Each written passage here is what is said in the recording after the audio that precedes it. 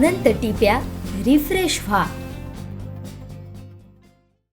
राष्ट्रवादी काँग्रेस पार्टीचा सिंधुदुर्ग जिल्हा कार्यकारिणी आणि कार्यकर्ता मेळावा सावंतवाडीत पार पडला।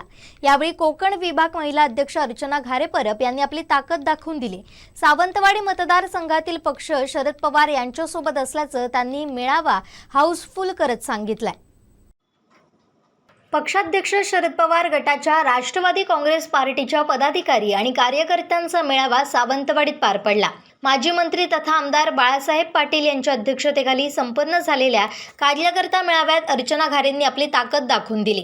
यावेळी राष्ट्रवादीचे उपाध्यक्ष संदीप गवस यांनी मतदारसंघातून अर्चना घारेंना उमेदवारी जाहीर करावी अशी मागणी केली।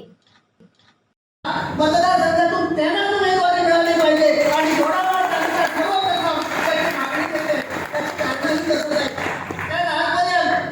आमच्या विधानसभा मतदारसंघाचा आपण विचार केला तर मला वाटतं वर्षा पालव नावाच्या एक मॅडम उभ्या होत्या त्यानंतर रेसमध्ये आणि त्यासुद्धा अगदी सक्षमपणे रेसमध्ये असलेल्या ह्या आमच्या वर्षा अर्चनाताई घारे मॅडम आहेत।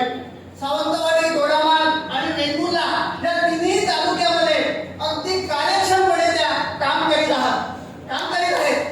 किंबहुना एखादं काम करीत असताना कुठेतरी अडचण आली लगेच फोन रिसिव्ह करतात, लगेच त्या ठिकाणी न्याय दिला जातो। मी फक्त त्यांचं एक उदाहरण देतो।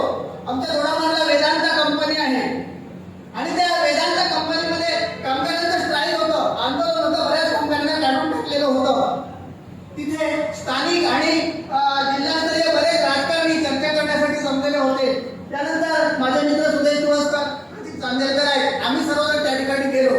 परंतु त्या ठिकाणचा जो जीएम होता, त्या ठिकाणचा जो मॅनेजर होता, तो काही दाद लागू देत नव्हता, पूर्वावरची उत्तरे देत होता। साहेब, सर्व लोक वाटच बघताय, फक्त एकाचं इलेक्शन होऊ दे। ज्या काही लोकांच्या भावना लपलेल्या आहेत मताच्या रूपाने बाहेर पडतील, कारण सर्वसामान्य माणूस, सर्वसामान्य महिला आजच्या या परिस्थितीमध्ये जगायला लायक राहिलेल्या नाही, किंबहुना त्यांना लायकीचे ठेवलेले नाही।